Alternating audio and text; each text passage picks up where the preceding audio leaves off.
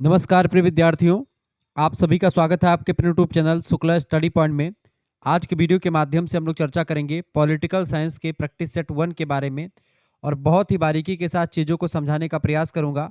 Top 100 MCQs के बारे में चर्चा करेंगे राजनीति विज्ञान बीए सेकंड सेमेस्टर के बच्चों के लिए। आपको बता दूं कि जब आप सेकंड सेमेस्टर में होते हैं तो आपको पॉलिटिकल थियरी एंड कंसेप्ट के बारे में पढ़ना होता है। तो आज का जो वीडियो है बहुत ही महत्वपूर्ण होगा, क्योंकि आज का वीडियो जो है ये सभी विश्वविद्यालय के बच्चों के लिए बहुत महत्वपूर्ण है। और ये क्वेश्चन पेपर जो मैं सॉल्व करवा रहा हूँ ये आपकी परीक्षा में 2026, 27, 28 इन सभी के लिए इंपॉर्टेंट होगा। पिछले साल का क्वेश्चन पेपर है पॉलिटिकल थियरी एंड कॉन्सेप्ट का, सभी विश्वविद्यालय के लिए महत्वपूर्ण इसलिए क्योंकि अब की बार अधिकतर विश्वविद्यालय का पेपर ऑब्जेक्टिव होगा। जैसे कि राम मनोहर लोहिया जो अभी तक लिखित करवा रहा था, ऑब्जेक्टिव होने की संभावना है।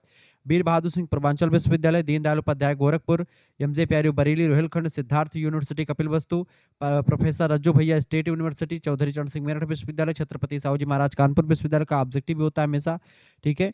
इसके अलावा मासा कुमारी सहारनपुर, राजा महेंद्र प्रताप स्टेट यूनिवर्सिटी, महात्मा गांधी काशी विद्यापीठ, जनरल चंद्रशेखर बलिया विश्वविद्यालय, डॉक्टर भीमराव अम्बेडकर आगरा विश्वविद्यालय, महाराजा सोहेलदेव आजमगढ़ विश्वविद्यालय, Bundelkhand university Jhansi, BHU, JNU, AU. ठीक है, सारे विश्वविद्यालयों के लिए बहुत ही ज़्यादा महत्वपूर्ण है। महाराजा सोहेलदेव आजमगढ़ विश्वविद्यालय हो गया, एमएसडीयू। ठीक है। ऐसे ही आपका जनरल चंद्रशेखर बलिया, मतलब सारे विश्वविद्यालय आपकी बार मूड में है कि भाई ऑब्जेक्टिव परीक्षा करवा लीजिए। कुछ हो सकता है कि लिखित करवा लें, जैसे डीडीयू वाले कह रहे हैं कि लिखित करवाएंगे। हालांकि ऑब्जेक्टिव की प्रबल संभावना है कि अब की बार सारे विश्वविद्यालय यही सोच रहे हैं कि भाई एक सेमेस्टर में यानी कि सम सेमेस्टर में ऑब्जेक्टिव करवाया जाए और विषम सेमेस्टर में लिखित करवाया जाए, यही प्लानिंग रहा है। तो मैं आपको विस्तार से बताऊंगा। जो प्रैक्टिस सेट नंबर 1 है इसमें हम एक पेपर को सॉल्व करेंगे। इसके बाद में प्रैक्टिस सेट 2, 3 ऐसे ही तमाम सारे आएंगे। वो हमारा दूसरा चैनल होगा जिस पर आपको और लेक्चर मिलेंगे, उसका नाम है को करिकुलर मास्टर। आप इस चैनल को सब्सक्राइब कर लीजिएगा, आपके लिए बहुत ही इंपॉर्टेंट है। चलिए अब चर्चा करने का प्रयास करते हैं। हमारे 3 चैनल आपके समक्ष हैं। पहला है आपका को करिकुलर मास्टर। इस चैनल पर आपको को करिकुलर यानी कि जैसे फूड न्यूट्रिशन हाइजाइन, प्राथमिक चिकित्सा और स्वास्थ्य यानी first aid and health, human values, environmental studies, communication skill, personality development, analytic ability, digital awareness, ठीक है, फिजिकल एजुकेशन एंड योगा, इन सभी के ऑब्जेक्टिव क्वेश्चंस और जितने भी और प्रैक्टिस सेट हैं ऑब्जेक्टिव वाले सब कुछ आपको यहीं पर मिलते हैं। तो आप इस चैनल को सब्सक्राइब कर लीजिएगा। बीए कर भी आपका चैनल, इसको भी सब्सक्राइब कर लें। और शुक्ला डी पॉइंट, तीनों चैनल आपके हैं, सब्सक्राइब कर लीजिएगा। अब आइए मैं प्रश्नों की तरफ बढ़ता हूँ और 100 एमसीक्यूज के बारे में चर्चा करूंगा बहुत ही बारीकी के साथ और एकदम से सही सही जानकारी के साथ आपको बताने का प्रयास रहेगा। पहला क्वेश्चन आपका आ चुका है। ये प्रैक्टिस सेट अगर आप सॉल्व कर दे तो आपको किताब सीरीज कुछ भी नहीं खरीदने की जरूरत पड़ेगी, ना कुछ आपको पढ़ने की जरूरत पड़ेगी और कहीं से, सब कुछ यहीं से आएगा। पहला प्रश्न, यह किसने कहा कि शक्ति का संगठन, शक्ति का तात्पर्य है मनचाहा प्रभाव पैदा करना? किसने कहा था? शक्ति का तात्पर्य है मनचाहा प्रभाव पैदा करना। यह कथन किसका है? यह कथन था बर्ट्रैंड रसेल का। ऑप्शन नंबर इसका ए करेक्ट आंसर होगा, बर्ट्रैंड रसेल का कथन है। ठीक है। रसेल कहते हैं कि शक्ति वह क्षमता है जिससे एक व्यक्ति दूसरों के व्यवहार को अपनी इच्छा के अनुसार बदल सकता है। ठीक है। तो शक्ति का तात्पर्य मनचाहा प्रभाव पैदा करना किसी भी व्यक्ति पर। दूसरा क्वेश्चन आपका आ चुका है, निम्नलिखित में से कौन सा शक्ति का स्रोत नहीं है? शक्ति का स्रोत देखिए, ज्ञान से आपको शक्ति मिलती है, बिल्कुल शक्ति मिलती है। संगठन से भी आपको शक्ति मिलती है और प्रशिक्षण से भी आपको शक्ति मिलती है। सत्ता से आपको शक्ति नहीं मिलती है। ज्ञान, संगठन और प्रशिक्षण शक्ति के स्रोत होते हैं, जबकि सत्ता शक्ति का रूप होता है जिसे समाज वैधता यानी कि लेजिटिमेसी प्राप्त होती है। यानी समाज मानता है कि ये सत्ता में है तो इनके पास शक्ति होगी।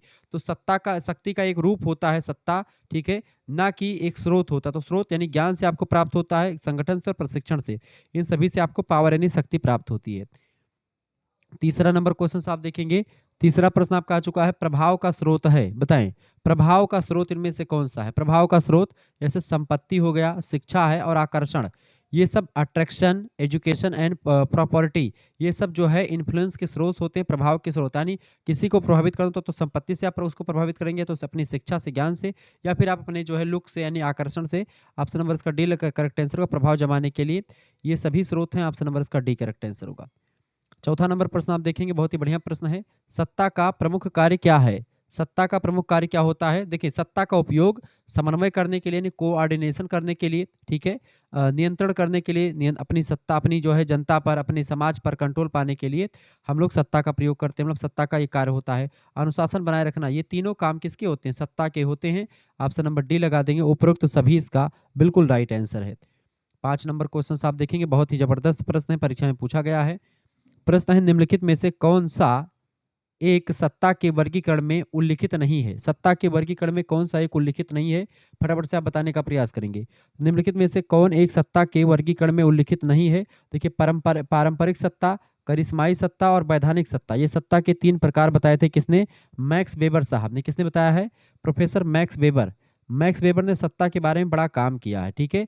उन्होंने कहा कि 3 प्रकार की सत्ता होती है। एक होती है पारंपरिक सत्ता, जो आपको आपके पिताजी के द्वारा मिल जाती है, जैसे राजा का लड़का राजा बनता है, ठीक है? तो पारंपरिक सत्ता है। करिश्माई सत्ता दूसरी होती है। करिश्माई सत्ता जो होती है, मतलब कि आपको कोई करिश्मा, आप कोई जादूगर हैं या कोई ऐसा चीज़ जानते हैं जो कि और कोई नहीं जानता, तो करिश्माई सत्ता वो हो गई।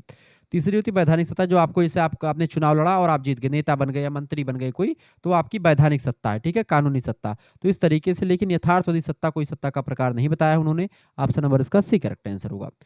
आगे देखेंगे, छठा नंबर प्रश्न आपका आ चुका है। प्रश्न है, पॉलिटिकल पावर नामक पुस्तक किसने लिखी है?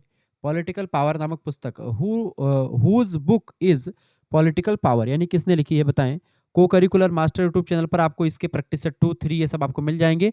आप उस चैनल को सब्सक्राइब कर लीजिएगा। उस चैनल पर आपको वीडियोस मिलेंगे, आपको पॉलिटिकल थियरी के और भी वीडियोस, ठीक है? मैं जल्दी उस पर अपलोड करूंगा। पॉलिटिकल पावर नामक पुस्तक किसकी है, बताएं। पॉलिटिकल पावर जो पुस्तक लिखी बेटा, चार्ल्स ई मेरियम ने लिखी है। ऑप्शन नंबर डी में दी है, चार्ल्स ई मेरियम। आधुनिक राजनीति विज्ञान के व्यवहारवादी आंदोलन का जनक माना जाता है इनको, ठीक है? और इनकी प्रसिद्ध रचना है कौन सी? पॉलिटिकल पावर, राजनीतिक शक्ति। 7 नंबर प्रश्न आप देखेंगे। प्रश्न है, the politics of developing areas पुस्तक के लेखक कौन है? फटाफट से आप बताने का प्रयास करेंगे।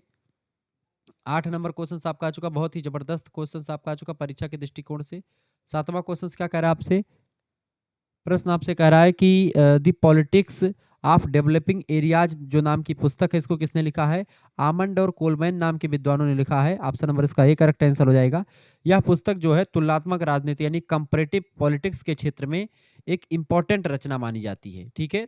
जो विकासशील देशों की जो पॉलिटिकल सिस्टम है यानी राजनीतिक व्यवस्थाएं हैं, उनका एनालिसिस करती है, विश्लेषण करती है और उसके बारे में पुस्तक बड़ी जानकारी देती है। The politics of developing areas, ठीक है? ऑप्शन नंबर इसका ए करेक्ट आंसर होगा। 8 नंबर क्वेश्चन आप देखेंगे। प्रश्न है, लुसियन पाई के अनुसार निम्नलिखित में से कौन सा राजनीतिक आधुनिकीकरण का लक्षण है? 8वां नंबर बताएं। लुसियन पाई, लुसियन पाई ने राजनीतिक आधुनिकीकरण के लिए यानी पॉलिटिकल मॉडर्नाइजेशन के मुख्य रूप से 3 लक्षण बताए हैं। पहला बताया था उन्होंने समानता, दूसरा बताया था क्या? दूसरा था उनका क्षमता यानी कि कैपेसिटी, और तीसरा था डिफरेंशिएशन यानी कि विभेदीकरण। तो कैपेसिटी, इक्वलिटी और डिफरेंशिएशन, ये 3 चीजें बताई थी, समानता, क्षमता और विभेदीकरण, ठीक है? करेक्ट आंसर इसका क्या होगा? 8वें का बिल्कुल डी ऑप्शन, ठीक है? परिवर्तन की क्षमता, बिल्कुल ठीक है। समानता, राजनीतिक कार्यों का विविधीकरण तथा विशेषीकरण, के तीनों, यही सही करेक्ट आंसर होगा, ठीक है? ऑप्शन नंबर इसका सी करेक्ट आंसर हो जाएगा। ऑप्शन नंबर इसका डी राइट आंसर होगा, उपरोक्त सभी। 9 नंबर क्वेश्चन आप देखेंगे। प्रश्न है, राजनीतिक संस्कृति एक अवधारणा है, वैधानिक, समाजशास्त्रीय, मनोवैज्ञानिक या उपरोक्त में से कोई नहीं? तो पॉलिटिकल कल्चर जो है यानी राजनीतिक संस्कृति एक अवधारणा है, मनोवैज्ञानिक, ठीक है? मनो यानी साइकोलॉजिकल अवधारणा है। ऑप्शन नंबर इसका सी करेक्ट आंसर हो जाएगा। क्योंकि राजनीतिक संस्कृति का संबंध जो होता है, पॉलिटिकल कल्चर का संबंध लोगों के जो वैल्यूज होते हैं, मूल्य होते हैं, उनसे होता है। लोगों के जो विश्वास होते हैं, ठीक है, उससे होता है। इमोशंस जो लोगों के होते हैं, भावनाएं, उनसे होता है। और बेसिकली मूल्य, विश्वास और भावनाएं, व्यवहार, ये सब मनोविज्ञान का पार्ट होता है। इसे समाजशास्त्र के साथ साथ मुख्य रूप से मनोवैज्ञानिक अवधारणा भी माना जाता है। तो जो राजनीतिक संस्कृति है, ये एक प्रकार से मनोवैज्ञानिक अवधारणा है। ऑप्शन नंबर इसका सी करेक्ट आंसर हो जाएगा। समाजशास्त्र में कुछ हद तक पढ़ाया था, लेकिन मनोविज्ञान में केवल फोकस इसी पर होता है। 10वां नंबर क्वेश्चन है, समाजवाद एक ऐसे टोप के समान है, टोपी के समान है, जिसकी आकृति, या टोप कहो टोपी को, बात एक ही है। तो समाजवाद एक टोप के समान, एक ऐसे टोप के समान है जिसकी आकृति नष्ट हो गई है, क्योंकि हर कोई इसे धारण करता है। यह कथन किसका, यानी कि मार्क्सवाद पर, या सॉरी समाजवाद पर एक गहरा, एक तीव्र व्यंग किया गया है, ठीक है? सी एम जोड के द्वारा। सी एम जोड, सीई एम जोड पूरा नाम है, सीई एम जोड।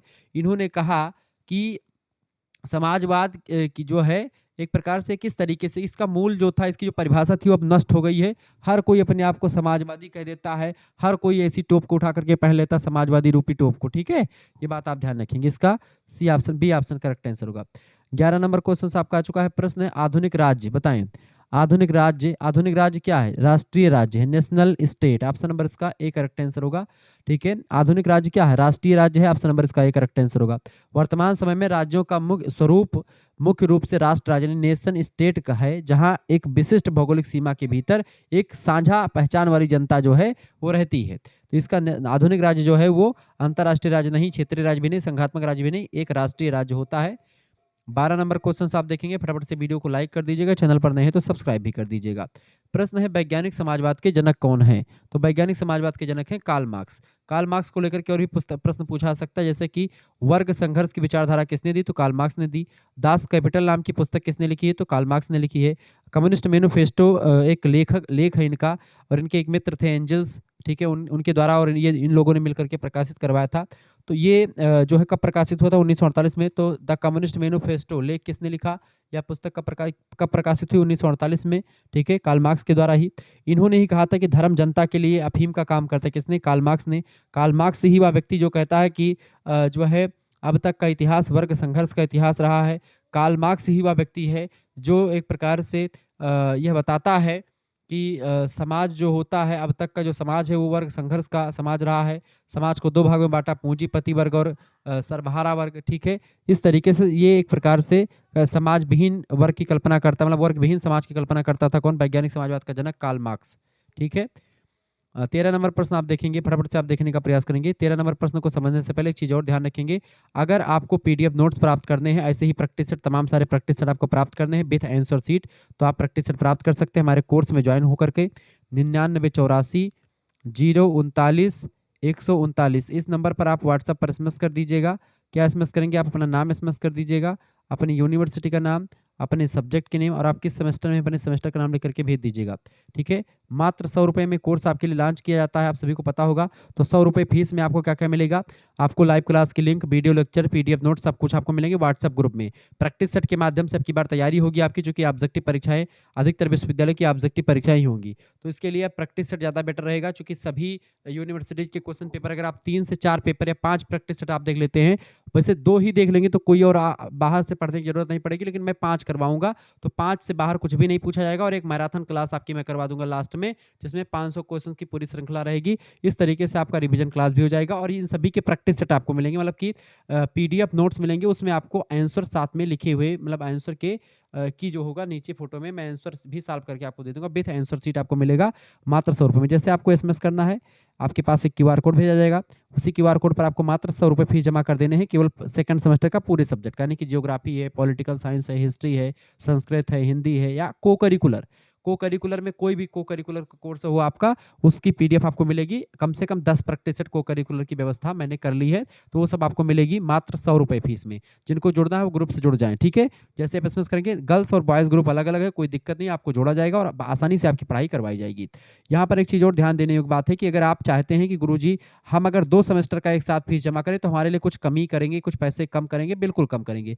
50 रुपये आपकी फीस कम कर दी जाएगी। अगर आप फर्स्ट सेमेस्टर और सेकंड सेमेस्टर एक साथ जुड़ेंगे तो 50 रुपये की फीस कम हो जाएगी, यानी कि आप सेकंड सेमेस्टर और थर्ड सेमेस्टर पूरा 1 साल तक की फीस अगर जमा करना चाहते हैं, तो मात्र 150 रुपये फीस में आपको सभी सब्जेक्ट का मिल जाएगा पीडीएफ नोट्स, और मतलब मिलता रहेगा। व्हाट्सएप ग्रुप आपको मिल जाएगा, पूरा 1 साल तक आप हमसे पढ़ते रहेंगे व्हाट्सएप ग्रुप के माध्यम से। तो ये आपके लिए व्यवस्था कर दी गई है। आप ये फीस किसी दूसरे से भी जमा करवा सकते हैं, ठीक है, खुद से भी जमा करवा सकते हैं, जैसे आपको उचित लगे आप कर सकते हैं। ठीक है, आप, ठीक है, इस तरीके से आप पढ़ सकते हैं। आगे देखते हैं, 13 नंबर प्रश्न आपके आ चुका है, फटाफट से आप देखने, और जो हमारे द्वारा बताए गए बच्चे होते हैं, चूंकि ऑब्जेक्टिव परीक्षाओं में आपके नंबर बढ़ाने के चांसेस बहुत बढ़िया है, क्योंकि ऑब्जेक्टिव में आपका नंबर कटेगा नहीं, इसीलिए आप जल्दी से जल्दी ज्वाइन हो। 13 नंबर प्रश्न आपका आ चुका, मैक्स वेबर के अनुसार सत्ता के कितने स्रोत हैं? सत्ता के कितने स्रोत हैं? मैक्स वेबर ने 3 प्रकार की सत्ता बताई है, वैधानिक सत्ता, करिश्माई सत्ता और पारंपरिक सत्ता, आपको पता होगा। ठीक है, तो ये 3 प्रकार की सत्ता होती है, ये बात आप ध्यान रखेंगे। मैक्स वेबर ने सत्ता के 3 रूप बताए हैं। ऑप्शन नंबर इसका बी करेक्ट आंसर होगा।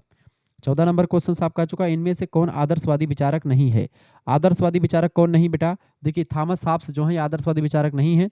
बाकी आप देखेंगे, कांट हो गए, हीगल हैं, जो टीएच ग्रीन है, ये थॉमस हिल ग्रीन, तो इमैनुअल कांट, हीगल, थॉमस हिल ग्रीन, ये सब जो है आदर्शवादी विचारकों में आते हैं। जबकि थॉमस हॉब्स जो हैं ये एक भौतिकवादी और यथार्थवादी विचारक माने जाते हैं, जिन्होंने सामाजिक समझौते का सिद्धांत दिया है। ये बात भी आप ध्यान रखेंगे। ठीक है, अगला, लेवियाथन नाम की पुस्तक भी थॉमस हॉब्स ने ही लिखी है। अगला क्वेश्चन, राष्ट्रवाद का स्वाभाविक स्रोत क्या है? राष्ट्रवाद का स्वाभाविक स्रोत फटाफट फटाफट से आप बताएंगे। देखिए, राष्ट्रवाद मानव स्वभाव और भाषा, इसका स्रोत है भूगोल और इतिहास, जाति और धर्म, ये सब राष्ट्रवाद का स्वाभाविक स्रोत माना जाता है। ऑप्शन नंबर डी लगा देंगे, उपरोक्त सभी करेक्ट आंसर है। 16 नंबर प्रश्न आप देखेंगे। प्रश्न है पूंजीवाद का तत्व है। पूंजीवाद तत्व है किसका? पूंजीवादी वर्चस्व, संपत्ति पर निजी स्वामित्व और आर्थिक कार्य की स्वतंत्रता, ये सब पूंजीवाद का तत्व है। ऑप्शन नंबर इसका डी लगा देंगे, एलिमेंट्स ऑफ कैपिटलिज्म। 17 नंबर प्रश्न है new aspects of political development पुस्तक किसने लिखी है? New aspects of political development पुस्तक के लेखक हैं लुसियन पाई। ऑप्शन नंबर इसका ए करेक्ट आंसर हो जाएगा। लुसियन पाई ने राजनीतिक विकास की अवधारणा और उसके लक्षण जो हैं उसके बारे में इस पुस्तक में बारीकी के साथ बताने का प्रयास किया है। 18 नंबर क्वेश्चन आप देखेंगे महोदय। प्रश्न है शक्ति बल प्रयोग की योग्यता है, ना कि उसका वास्तविक प्रयोग, किसका कथन है? बताएं। शक्ति बल प्रयोग की योग्यता होती है, ना कि उसका वास्तविक प्रयोग होता है। Whose statement is this? Power is ability of force implementation, not its real use. इसका राइट आंसर हो जाएगा रॉबर्ट बीरस्टीड ने इस कथन को कहा था। ऑप्शन नंबर इसका सी करेक्ट आंसर का रॉबर्ट बीरस्टीड का कथन है। ठीक है, ये बात आप ध्यान रखें। आगे बढ़ते हैं और भी चीजों को जानने का प्रयास। 19 नंबर क्वेश्चन से प्रश्न है राजनीतिक आधुनिकीकरण तथा राजनीतिक विकास को कौन समानार्थी मानते हैं? 19 नंबर, राजनीतिक आधुनिकीकरण तथा राजनीतिक विकास को कौन समानार्थी मानते हैं? तो आमंड और पबेल समानार्थी मानते हैं। ऑप्शन नंबर इसका ए करेक्ट आंसर हो जाएगा। ठीक है, इन दोनों अवधारणाओं को एक दूसरे से गहराई से जुड़ा हुआ माना है किसने? आमंड और पावेल ने। ऑप्शन नंबर इसका ए करेक्ट आंसर होगा। चाहे वो पॉलिटिकल मॉडर्नाइजेशन हो या पॉलिटिकल डेवलपमेंट हो, दोनों एक दूसरे के समानार्थी हैं, ऐसा कहा आमंड एंड पावेल ने। 20 नंबर प्रश्न आपका आ चुका है, राजनीतिक विकास संकल्पना का सूत्रपात हुआ था।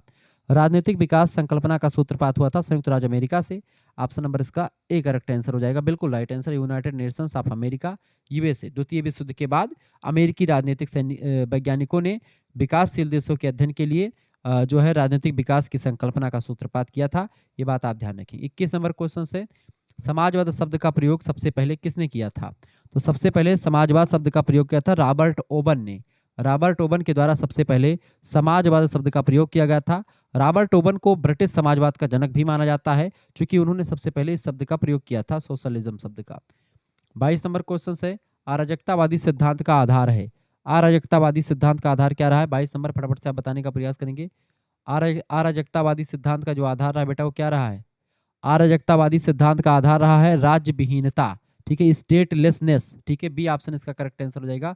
राज्य विहीनता जो है अराजकतावादी सिद्धांत का आधार रहा है, क्योंकि अराजकता मानता कि कोई राजा ना हो, राज्य ही ना हो। राज्य को एक अनावश्यक और हानिकारक संस्था मानते हैं अराजकतावादी विचारक। राज्य के बिना समाज की कल्पना करता कि राज्य ही ना हो, कोई राजा ही ना हो, जनता स्वतंत्र हो। ठीक है,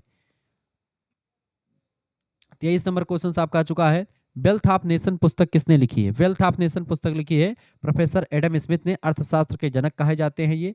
1776 ईस्वी में इस पुस्तक का प्रकाशन उन्होंने करवाया था। अर्थशास्त्र की आधारशिला मानी जाती है पुस्तक वेल्थ ऑफ नेशन, ये बात आप ध्यान रखेंगे। ठीक है, अगला क्वेश्चन 24 नंबर प्रश्न है, अराजकतावादी विचारधारा को सर्वप्रथम वैज्ञानिक ढंग से प्रस्तुत करने का श्रेय किसे जाता है? 24 नंबर, अराजकतावादी विचारधारा को सर्वप्रथम वैज्ञानिक ढंग से प्रस्तुत करने का श्रेय जाता है बाकुनिन और क्रोपोटकिन को।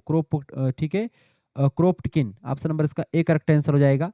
ठीक है, हालांकि कई विचारक जो है अराजकतावादी विचारधारा को एक प्रकार से आगे बढ़ाते हैं, लेकिन मिखाइल बाकुनिन और पीटर क्रोप्टकिन, ठीक है, ये इसने इन दोनों ने मिलकर के एक व्यवस्थित और क्रांतिकारी सिद्धांत के रूप में इसको प्रस्तुत किया था अराजकतावादी विचारधारा को, इसीलिए इनका नाम ज्यादा इंपॉर्टेंट है, तो ए ऑप्शन लगा दीजिएगा। 25 नंबर क्वेश्चन आप देखेंगे, बढ़िया प्रश्न है, सभी संपत्ति चोरी की होती है, यह कथन किसका है?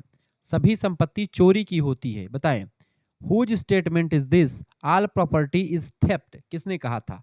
इसको कहा था प्रूधो नाम के एक विद्वान थे, प्रूधो, उन्होंने कहा था। ऑप्शन नंबर इसका सी करेक्ट आंसर होगा, प्रूधो इज राइट आंसर। ठीक है, 25 का सी ऑप्शन। पियरे जोसेफ प्रूधो इनका पूरा नाम है। इनकी एक पुस्तक है जो बड़ी फेमस है, what is property. What is property नाम की पुस्तक किसने लिखी है? तो ये पुस्तक किसने लिखी है? ये प्रूधो ने लिखी है। उन्होंने ही कहा था कि संपत्ति, सभी संपत्ति चोरी की होती, कोई भी संपत्ति जो होती है वो चोरी की ही होती है, ऐसा प्रूधो का मानना था। व्हाट इज प्रॉपर्टी पुस्तक में उन्होंने इस नारे को बुलंद किया। ठीक है, संपत्ति मतलब सभी संपत्ति चोरी की होती, ये नारा दिया उन्होंने। 26 नंबर क्वेश्चन से आपका आ चुका है, राजनीति विज्ञान राज्य का विज्ञान है, यह कथन किसका है?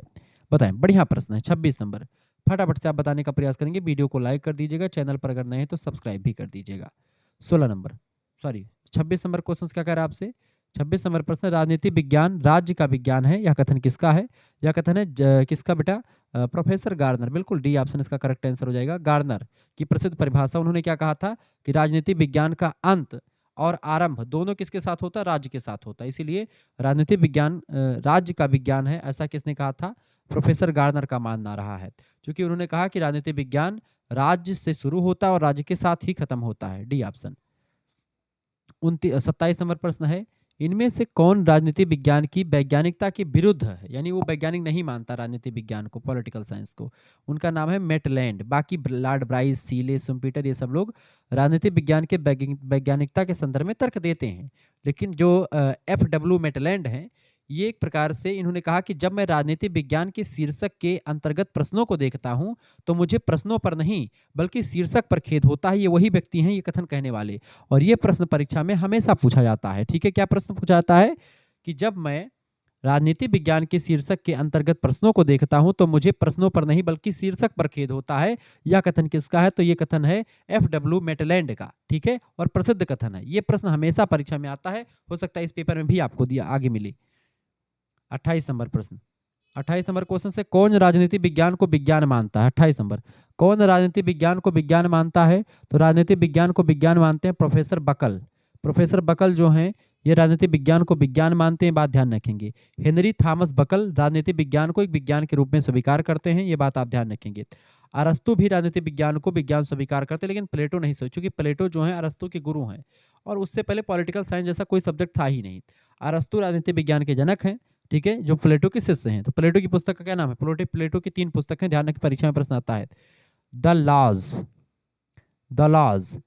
द स्टेटसमैन और द रिपब्लिक। द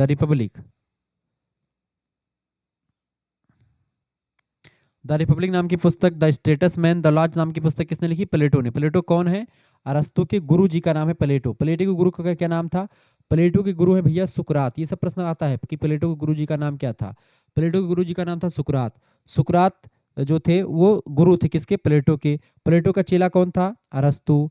अरस्तु जो है बेटा, अरस्तु जो है प्लेटो का शिष्य था, और अरस्तु का शिष्य कौन था? सिकंदर। ठीक है, ध्यान रखेंगे। तो इस तरीके से चीजें ध्यान रखेंगे। अच्छा, पॉलिटिक्स नाम की पुस्तक किसने लिखी है? पॉलिटिक्स पुस्तक लिखी है किसने? अरस्तु ने। ठीक है, और उसी में सबसे पहले पॉलिटिकल साइंस शब्द का प्रयोग होता है, इसीलिए अरस्तु को पॉलिटिकल साइंस का जनक कहा जाता है। ये सब प्रश्न परीक्षा में पूछा था, ध्यान रखेंगे। 29 नंबर प्रश्न है, राजनीति शास्त्र का संबंध राज्य तथा उसके साधन सरकार से है, किसने कहा था? राजनीति शास्त्र का संबंध राज्य से होता है तथा जो राजनीति विज्ञान के साधन होते हैं उनका संबंध सरकार से होता है।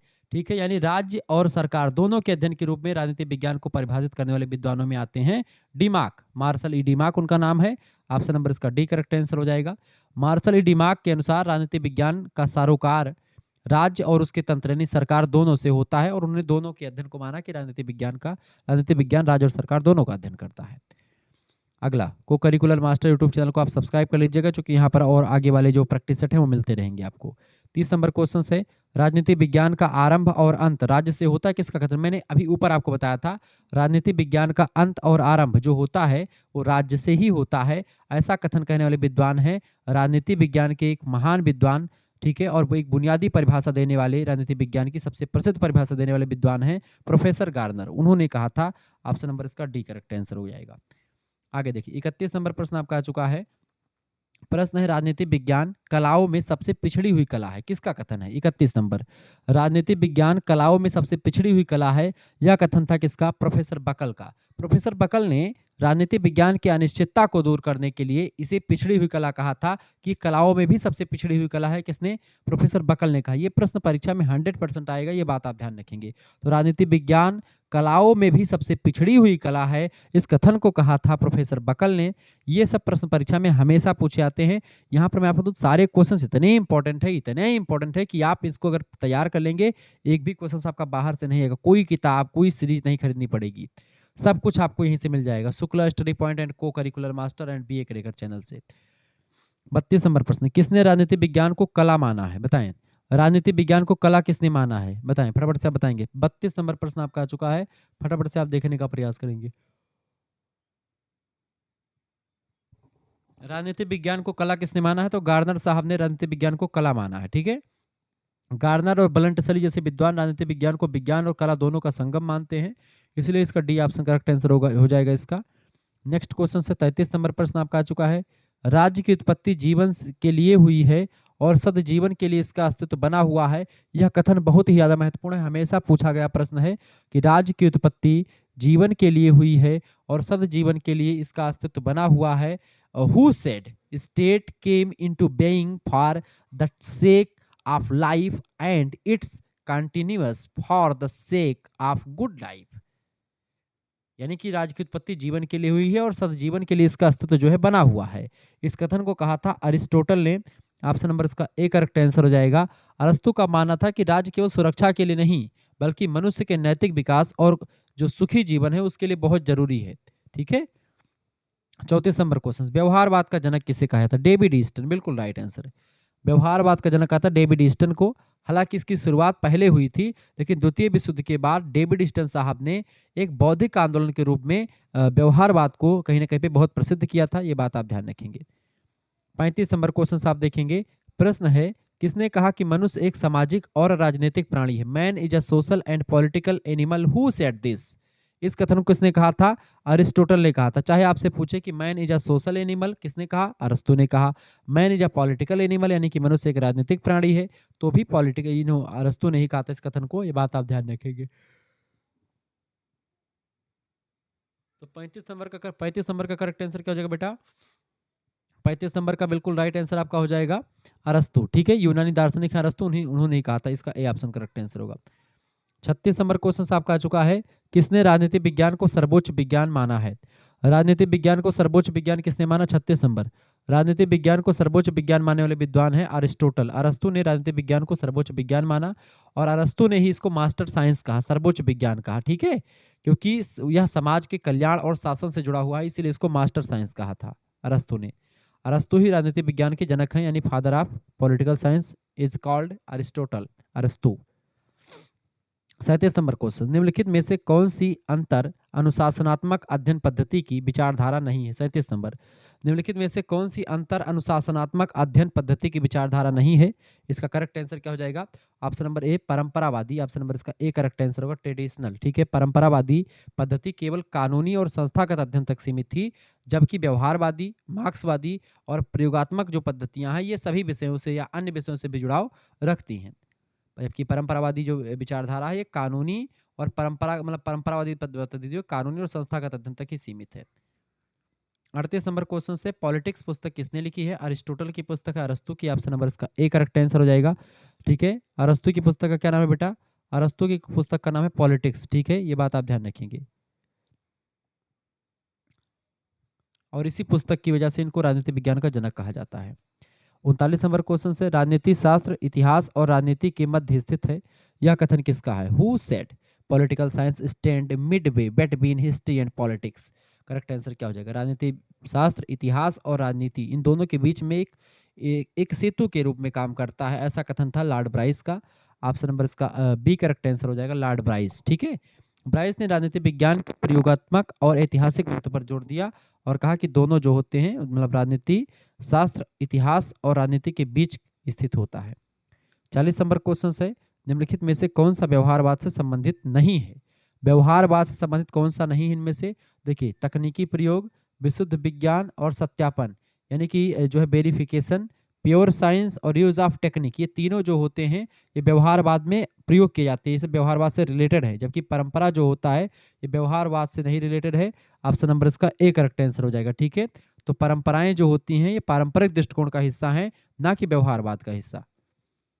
आगे देखेंगे, 41 नंबर प्रश्न आपका आ चुका है, लोकतंत्र में राजनीतिक दलों के मुख्य कार्य क्या हैं? बताएं, लोकतंत्र में राजनीतिक दलों के मुख्य कार्य क्या हैं? 41 नंबर, लोकतंत्र में राजनीतिक दलों के मुख्य कार्य की अगर बात की है तो लोकमत का निर्माण करना ये भी काम है राजनीतिक दलों का, पॉलिटिकल पार्टीज का, कि लोकमत का निर्माण करें, जनता को वोट डालने के लिए मोटिवेट करें, चुनाव का संचालन करें और सरकार का गठन करें। करेक्ट आंसर क्या हो जाएगा? ये तीनों इसका राइट आंसर होगा। लोकतंत्र में राजनीतिक दलों के मुख्य कार्य सभी हैं। ऑप्शन नंबर इसका डी राइट आंसर हो जाएगा। 42 नंबर क्वेश्चन आप देखेंगे। प्रश्न है निम्नलिखित में से कौन सी संप्रभुता की विशेषता नहीं है? Sovereignty. Which one of the following is not a feature of sovereignty? कौन सी संप्रभुता की विशेषता नहीं है इनमें से? बताएं 42 नंबर। देखिए संप्रभुता की विशेषता की बात की है तो निरंकुशता होती है संप्रभुता में। संप्रभुता के ऊपर कोई नहीं होता, संप्रभुता स्वतंत्र होती है और संप्रभुता मतलब कि उसके ऊपर कुछ नहीं है। अविभाज्यता भी होती है, इसको बांटा नहीं जा सकता है। अस्थायित्व भी इसका होता है, यानी कि ये परमानेंस होता है, इंडिविजुअलिटी मतलब इसमें नहीं होती। ठीक है, ऑप्शन नंबर इसका बी करेक्ट, सॉरी हाँ, इसमें अविभाज्यता भी होती है और अबेसोल्यूटनेस होता है, ये सब होता है। निरंकुशता, अविभाज्यता और अस्थायित्व ये सब जो है संप्रभुता की विशेषता है, जबकि प्रत्यायोजन जो होता है इसकी विशेषता नहीं होती है। ठीक है, प्रत्यायोजन जो है इसकी विशेषता नहीं। संप्रभुता मौलिक और अविभाज्य होती है, इसे पूरी तरह किसी और को सौंपा नहीं जा सकता है। ठीक है, तो ये एक प्रकार से प्रत्यायोजन पर आधारित नहीं है। 43 नंबर क्वेश्चन आपका आ चुका। नगर राज्य शब्द समानतः संबंधित है। नगर राज्य शब्द जो है ये पोलिस शब्द का मतलब होता है। पोलिस शब्द जो है इसकी उत्पत्ति हुई प्राचीन यूनानी राज्य से। प्राचीन यूनानी राज्यों के लिए पोलिस शब्द का प्रयोग होता था, जिसका मतलब होता था नगर राज्य। ठीक है, यूनानी भाषा में पोलिस कहा जाता था, जिसको पॉलिटिक्स पॉलिस से ही बना हुआ है। तो इसका करेक्ट आंसर क्या हो जाएगा? प्राचीन यूनान से जुड़ा हुआ है नगर राज्य शब्द, पॉलिस को बोलते हैं नगर राज्य। एंशियंट ग्रीक, बी ऑप्शन इसका बिल्कुल राइट आंसर होगा। आगे देखिए 44 नंबर प्रश्न आपका आ चुका है। प्रश्न है अच्छे कानून के लक्षण है। अच्छे कानून के लक्षण इनमें से फटाफट से आप बताने का प्रयास करेंगे। अच्छा कानून के लक्षण इनमें से कौन सा होता है? देखें, अस्थायित्व, सर्वव्यापकता और सर्वोच्चता, ये तीनों लक्षण जो होते हैं, जो अच्छे कानून होते हैं वो अस्थायी होते हैं, उनको जल्दी भंग नहीं होते वो। ठीक है, सभी में व्याप्त होते हैं हर जगह पे, और सर्वोच्चता भी होती है। ठीक है, ऑप्शन नंबर इसका डी उपरोक्त सभी इसका राइट आंसर हो जाएगा। 45 नंबर क्वेश्चन आपका आ चुका है। यहाँ किसने कहा कि कानून सार्वभौम सत्ता का आदेश है? 45 नंबर, कानून जो है किसने कहा कि कानून सार्वभौम सत्ता का आदेश है? इसको कहा था ऑस्टिन साहब ने। ऑप्शन नंबर इसका सी करेक्ट आंसर हो जाएगा। ऑस्टिन ने कहा था इस कथन को। ठीक है, ऑस्टिन, जॉन ऑस्टिन ने कानून की संप्रभुता की आज्ञा वाली परिभाषा दी है, यह बात आप ध्यान रखेंगे।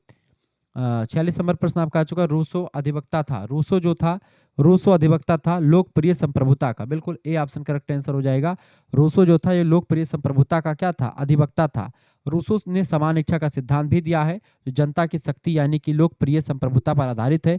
समान इच्छा का सिद्धांत, लोकप्रिय संप्रभुता का सिद्धांत तो रूसो ने दिया है। द एमिल नाम की पुस्तक रूसो ने लिखी है। ठीक है, द सोशल कॉन्ट्रैक्ट नाम की पुस्तक किसने लिखी? रूसो ने लिखी। ये सब ध्यान रखेंगे।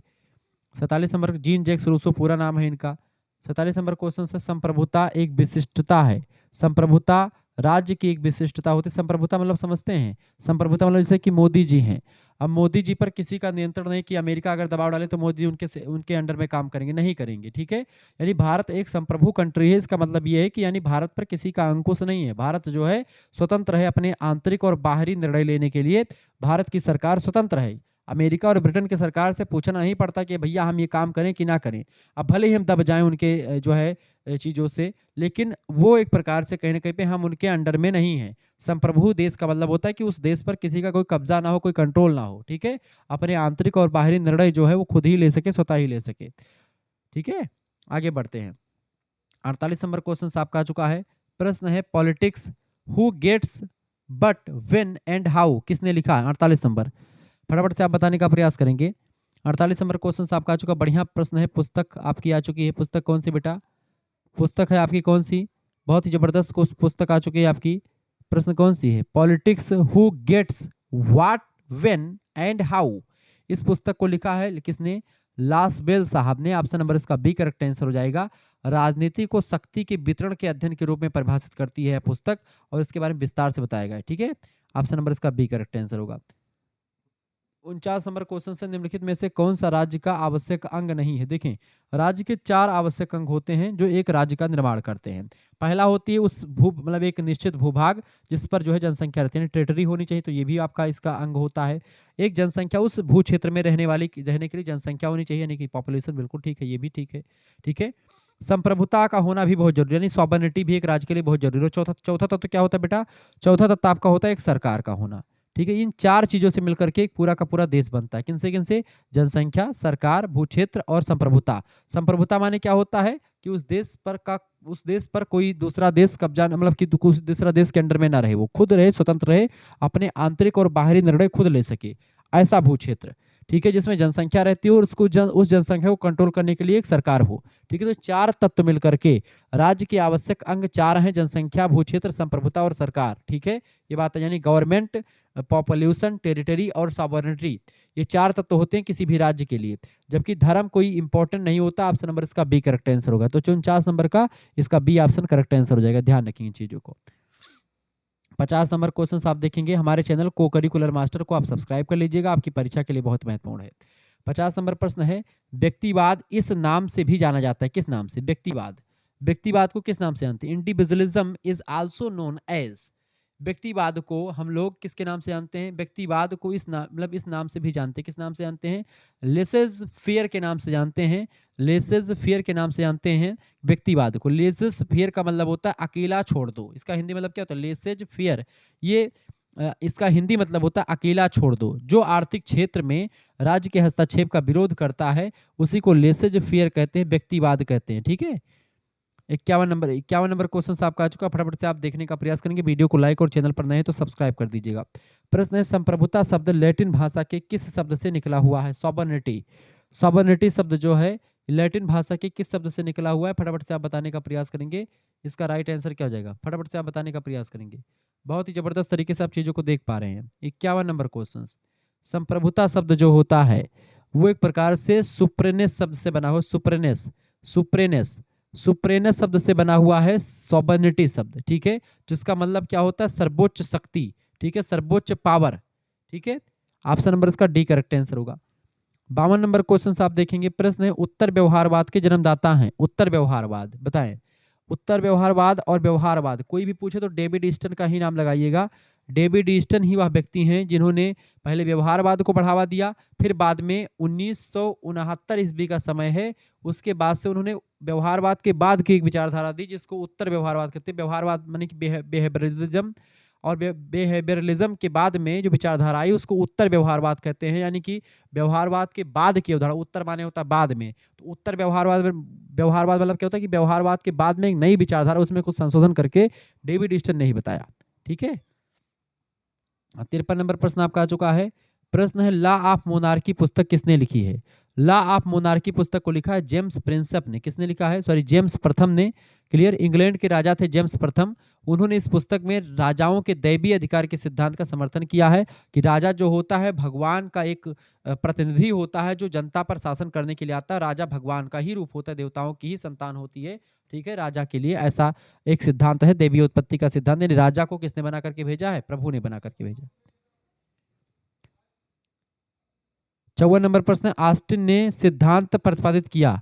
ऑस्टिन ने क्या सिद्धांत प्रतिपादित किया था? विधिक संप्रभुता का सिद्धांत प्रतिपादित किया था ऑस्टिन ने। ठीक है, ऑप्शन नंबर इसका ए करेक्ट आंसर होगा, लीगल सॉवर्निटी। ऑस्टिन ने सिद्धांत प्रतिपादित किया है। ऑस्टिन को संप्रभुता के कानूनी या अद्वैतवादी सिद्धांत का सबसे बड़ा समर्थक माना जाता है। ठीक है, ऑप्शन नंबर इसका ए करेक्ट आंसर हो जाएगा।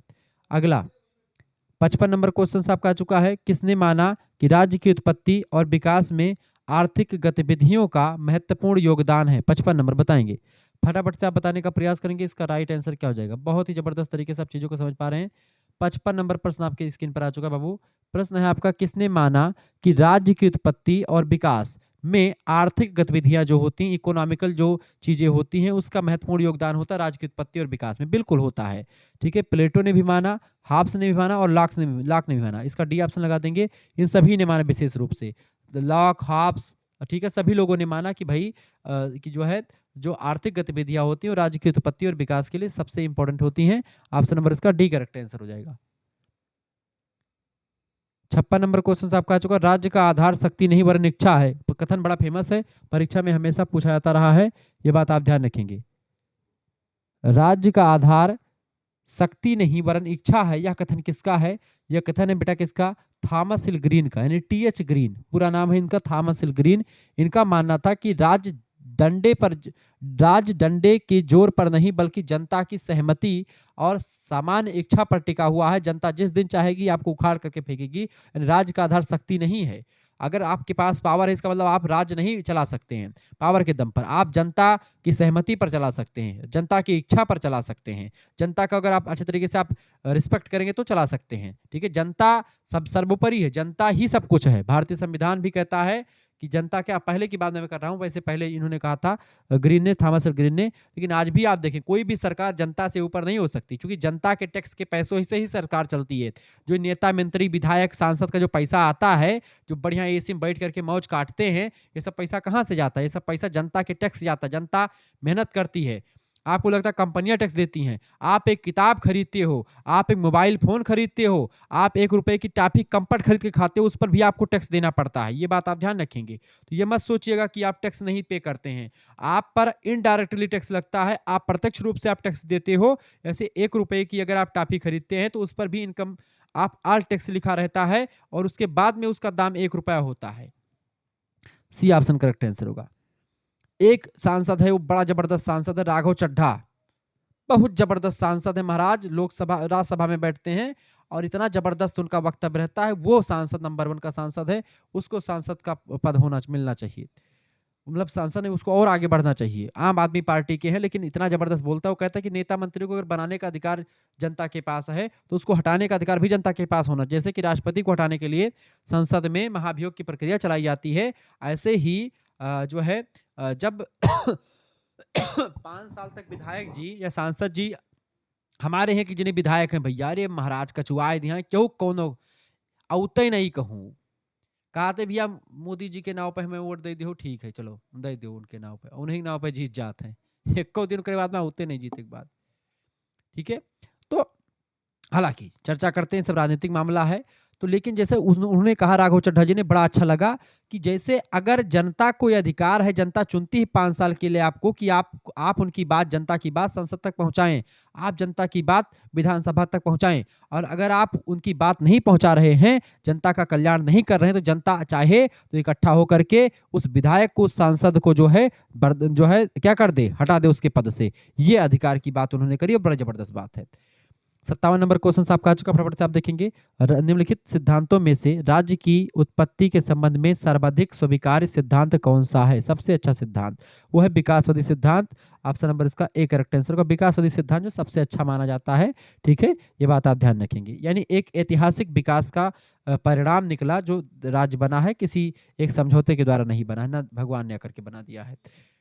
रक्त संबंध समाज को जन्म देता है और कालांतर में समाज जो होता है वही राज्य को जन्म देता है। यह कथन किसका है? मैकाइबर ने कहा था कि पहले समाज, रक्त संबंध जो होता है वो समाज को बनाता है, समाज सामाजिक संबंधों का जाल होता है। यही जाल धीरे धीरे करके समय बीतने के बाद में, कालांतर में समय बीतने के बाद में राज्य, समाज जो है राज्य बन जाता है। ठीक है, ये बात आप ध्यान रखेंगे। 59 नंबर क्वेश्चन आपका आ चुका है। सोशल कॉन्ट्रैक्ट नाम की पुस्तक किसने लिखी है? तो सोशल कॉन्ट्रैक्ट पुस्तक लिखी है किसने भैया? रूसो साहब ने लिखी। जीन जैक्स रूसो ने सोशल कॉन्ट्रैक्ट नाम की पुस्तक लिखी है। ये बात आप ध्यान रखेंगे।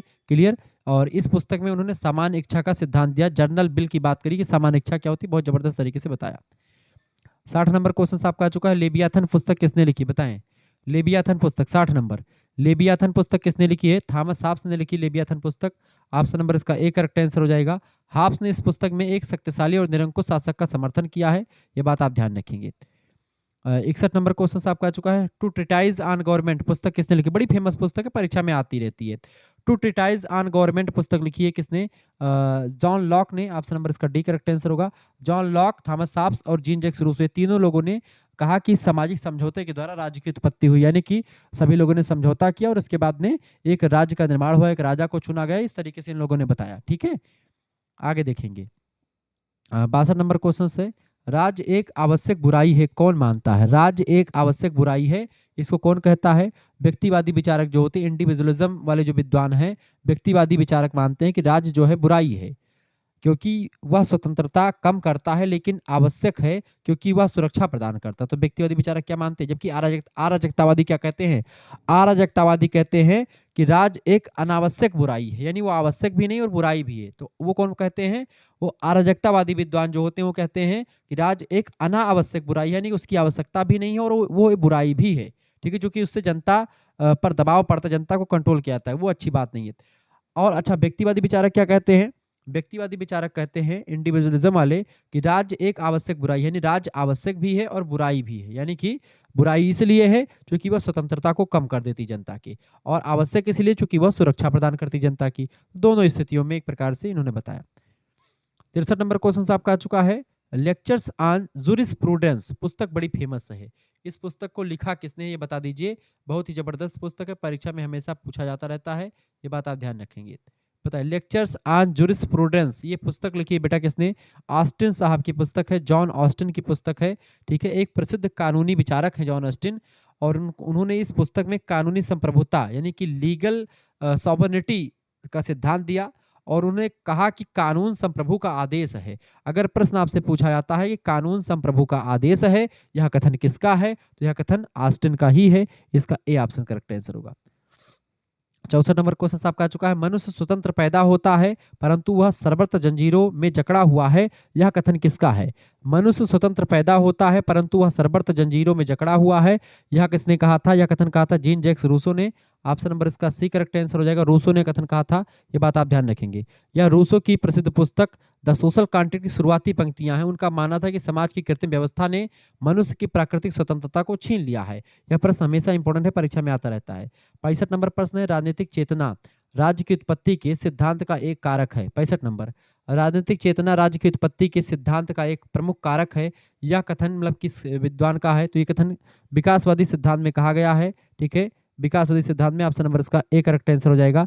विकासवादी सिद्धांत मानता है कि राज्य की उत्पत्ति एक दिन में अचानक से नहीं हुई है, बल्कि यह ऐतिहासिक विकास का परिणाम है, जिसमें राजनीतिक चेतना, धर्म, शक्ति जैसे तत्वों की भूमिका बड़ी इंपॉर्टेंट होती है।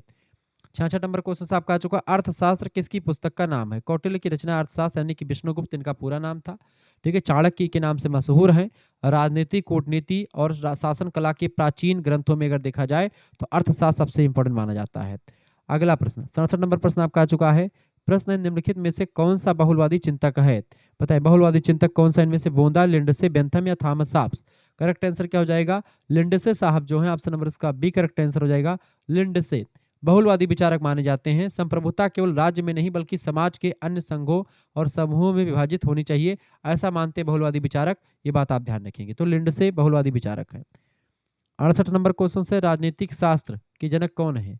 यानी कि पॉलिटिकल साइंस के फादर कौन है? Who is the father of political science? सभी को पता होगा, बच्चे बच्चे को पता है कि अरिस्टोटल यानी अरस्तु जो है राजनीति विज्ञान के जनक हैं, क्योंकि उन्होंने सबसे पहली बार राजनीति को वैज्ञानिक और व्यवस्थित अध्ययन राजनीति शास्त्र का किया था, इसीलिए उनको माना जाता है। ठीक है, कार्ल मार्क्स वैज्ञानिक समाजवाद के जनक हैं, ये बात ध्यान रखेंगे। ठीक है, अतिरिक्त मूल्य का सिद्धांत कार्ल मार्क्स ने दिया, ये बात भी ध्यान रखेंगे। वर्ग संघर्ष की विचारधारा दी कार्ल मार्क्स ने। दास कैपिटल नाम की पुस्तक लिखी कार्ल मार्क्स ने। धर्म जनता के लिए अफीम है, किसने कहा? कार्ल मार्क्स ने कहा। अब तक का समाज वर्ग संघर्ष का इतिहास रहा, किसने कहा? कार्ल मार्क्स ने कहा। बताएं, किसने इंग्लैंड में निरंकुश राजतंत्र का विरोध किया? 69 नंबर, इंग्लैंड में निरंकुश राजतंत्र का विरोध किसने किया? फटाफट से आप बताने का प्रयास करेंगे। किसने इंग्लैंड में निरंकुश राजतंत्र का विरोध किया था? तो जॉन लॉक ने किया था। ऑप्शन नंबर इसका बी करेक्ट आंसर हो जाएगा। जॉन लॉक ने सीमित शासन का समर्थन किया था और राजा की निरंकुश शक्तियों के खिलाफ कई सारे तर्क दिए थे, जिससे 1688 ईस्वी की जो गौरवपूर्ण क्रांति थी उसका आधार माना था जॉन लॉक के विचार।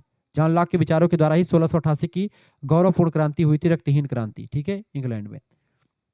70 नंबर क्वेश्चन आपका आ चुका, फटाफट से आप देखेंगे। प्रश्न है, लेटर ऑन टॉलरेशन किसकी पुस्तक है? बताएं, लेटर ऑन टॉलरेशन इस पुस्तक को किसने लिखा है? इस पुस्तक को लिखा लॉक ने।